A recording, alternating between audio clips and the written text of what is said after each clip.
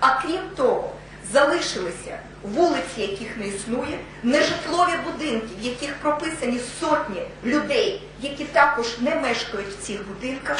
І все це має свої докази, які будуть наведені, в тому числі і представниками моєї сторони. Це з першим, про які тільки що я завершила викладення своєї позиції.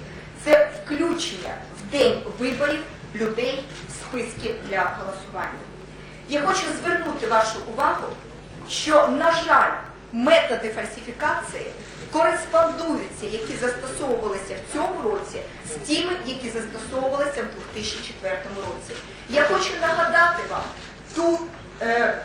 ті обставини, які розглядалися судом у 2004 році. Це так звані відкріпні талони. Коли людина мала можливість брати відкріпний талон і їхати голосувати по всій країні, висловлюючи своє бажання підтримати того чи іншого кандидата від 2 до десятків разів. Сьогодні так само використовується такий же метод фальсифікації, але він абсолютно по-іншому вибудований. Але сутність його така сама.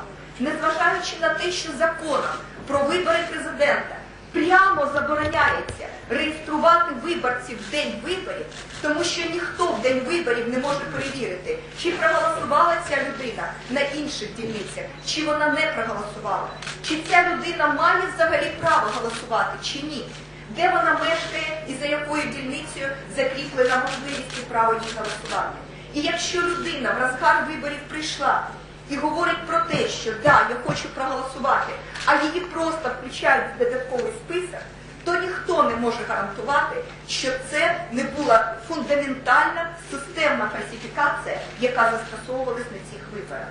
І в той же час я хотіла би, враховуючи, що ми держава, яка хоче відповідати світовим стандартам і світовим зобов'язанням, а також рахуватися з традицією проведення виборів в інших країнах світу, які узагальнені і систематизовані, я хотіла би, щоб ми зараз подивилися на пункти 4.5 та пункт 1.2 розділу перших керівних принципів Кодексу незалежної практики у виборчих справах Венеціанської комісії, в якій прямо зазначено, я цитую, реєстрація на виборчій дільниці в день виборів здійснюватися не може.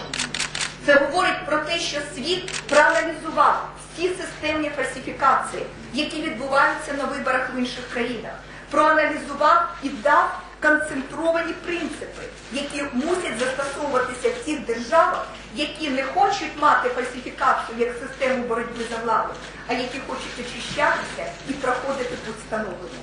І саме тому я підкреслюю, що в законі про вибори президента, які ми приймали, ми дослухалися до таких порад Венеціанської комісії і застосовували ті принципи Кодексу незалежної практики у виборчих справах, які і є системним документом, який нам пропонує світ і Європейський Союз. Саме тому я хочу звернути вашу увагу, що було прямо порушено законодавство. І Центральна виборча комісія своїми роз'ясненнями, які прямо суперечать закону і світовій практиці, дала таке право. І скажіть, будь ласка, якщо ми аналізуємо чесність підходу до формування правил, які застосовуються на виборах, то поясніть, чому я, як людина, яка сьогодні представляє, як кажуть, адміністративний ресурс, через своїх представників ЦВК боролася за те, щоб в день голосування не включати в списки людей прямо на дільницях. Боролися і відстоювали це. І не тільки в Центральній виборчій комісії, але і в судах. А чому інша сторона, яка, вибачте, представляє сьогодні іншого кандидата, як кажуть, від опозиції, чому вони виборювали право всупереч світовій практиці і законам України, всупереч будь-якій логіці, започатковувати цей системний варіант проведення фальсифікації, який не можна проконтролювати, не можна зрозуміти і не можна застосовувати, тому що це порушення закону. І крім того, я хотіла би звернути вашу увагу, що апеляційний адміністративний суд виніс рішення, який також приймає всю двозначність цього процесу і який чітко говорить, що на базі закону про вибори президента не можна реєструвати людей, яких немає в електронному реєстрі в день виборів.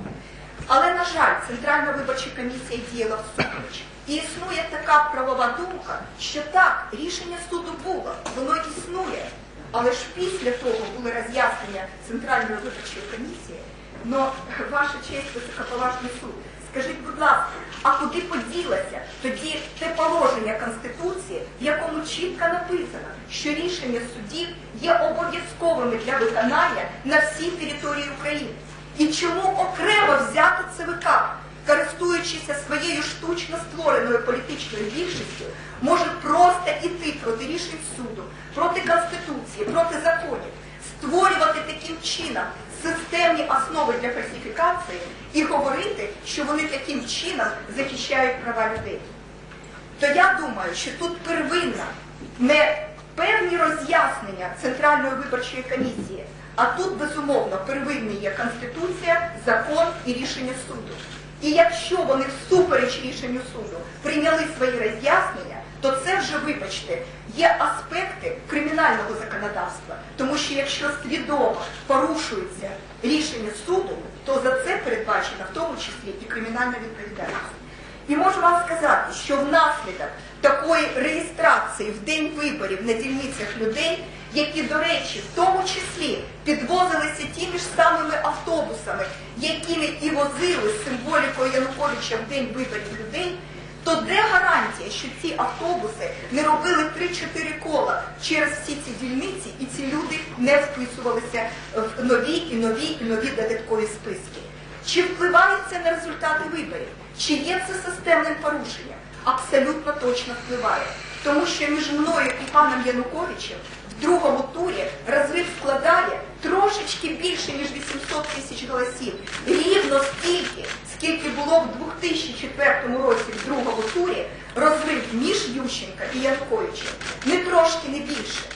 І саме те, що такі додаткові списки складалися майже на всіх дільницях, і біля 300 тисяч людей таким чином могло проголосувати безконтрольно і всупереч законів і світовій практиці, говорить про те, що це системна фальсифікація, системне порушення і що це безумовно мусить рахуватися як фактор, який впливає на неможливість встановити об'єктивно результати волевиявлення людей.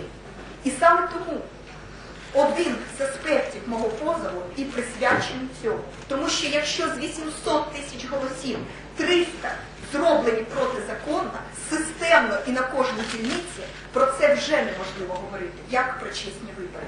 А крім того, я хотіла би знову послатися на рішення Верховного суду 2004 року, де чітко написано, що стало основою для відміни цих результатів у 2004 році. Це виготовлення, облік, видача та використання відкріпних посвідчень з порушенням вимог статті 33 без здійснення належного контролю Центральною виборчою комісією. Мається на увазі, що це те ж саме голосування не прогнозоване, не обліковане, не зрозуміло, чому ця людина опинилася на дільниці. Можливо, скажуть наші опоненти, що людей не можна позбавляти права голосувати, навіть якщо їх немає в електронних реєстрах. Но на це є дуже чітка позиція в законі про вибори президента. Якщо людина хоче проголосувати, їй було направлено запрошення. Їй було направлено запрошення прийти і перевірити наявність в списках. І за декілька днів до дня голосування було надано право відновитися в електронному реєстрі, поставити все на свої місця і не бути позбавленим права для голосування. Тобто людина не була позбавлена можливості бути включеною до електронного реєстру і голосувати в день виборів. Але ж ще раз хочу сказати, що всупереч закону відбулася системна фальсифікація.